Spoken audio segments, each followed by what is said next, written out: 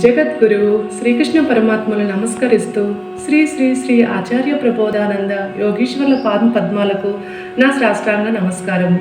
ఈ శరీరం పేరు శైలజ, ఊరు పుట్టపర్తి, సత్యసాయి జిల్లా. భగవాన్ శ్రీ వేమన యోగీశ్వర్ల వారి జయంతి సందర్భంగా నాకు ఇచ్చిన పద్యము నిగూఢ తత్వార్థ బోధిని గ్రంథము నుంచి 3వ పద్యము. బ్రహ్మ జంపి విష్ణు భాగం బునగలిపి, విష్ణు జంపి శివుని వెలయగలిపి, శివుని జంపి తాను శివయోగి కావలే, విశ్వదాభిరామ వినురవేమ, విశ్వదాభిరామ వినురవేమ.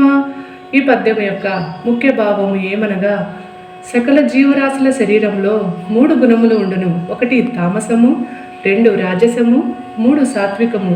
జీవుడు ఈ గుణములలో ఏదో ఒక గుణభాగంలో ఉండును. జీవుడు తామస గుణంలో ఉన్నప్పుడు రాజసము, సాత్విక గుణంలో ఉండడు. జీవుడు రాజస గుణంలో ఉన్నప్పుడు తామస గుణంలోను, సాత్విక గుణంలోను ఉండడు. అలాగే జీవుడు సాత్విక గుణంలో ఉన్నప్పుడు తామస గుణంలోను, రాజస గుణంలోను ఉండుడు. ఈ 3 గుణాల మధ్యలో ఆత్మ నివాసం ఉండును. జీవుడు ఆత్మను చేరాలంటే మొదట తామస గుణమును వదిలి రాజస గుణముకు రావలను. అదేవిధంగా రాజస గుణమును వదిలి సాత్విక గుణమునకు చేరవలను. అట్లాగే సాత్విక గుణమును వదిలి ఆత్మను చేరవలను. ఆత్మను చేరిన జీవుడు ఆత్మగా మారిపోయిను.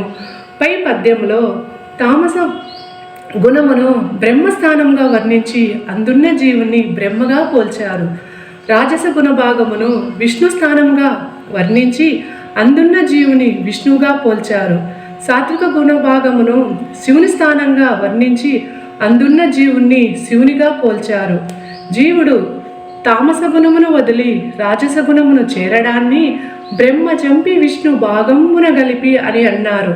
అదేవిధంగా జీవుడు రాజస భాగమును వదిలి సాత్విక భాగమును చేరడాన్ని విష్ణు జంపి శివుని వెలయగలిపి అని అన్నారు. అదేవిధంగా జీవుడు సాత్విక గుణమును వదిలి ఆత్మను చేరడాన్ని శివుని జంపి తాను శివయోగి కావలే అన్నారు. విశ్వద అంటే అంతటా వ్యాపించిన పరమాత్మ అని, అభిరామ అంటే గొప్పదైన ఆత్మ అని, వినురవేమ అంటే ఓ జీవాత్మ విను అని అర్థము. ఆత్మస్వరూపంగా మారిపోవడాన్ని శివయోగిగా వర్ణించాడు. జీవుడు ఎప్పుడైతే ఈ 3 గుణాలను జయించి వస్తారో అప్పుడే ఆత్మప్రాప్తి లభిస్తుంది. ఈ అవకాశం ఇచ్చిన స్వామివారికి నా శతకోటి వందనాలు.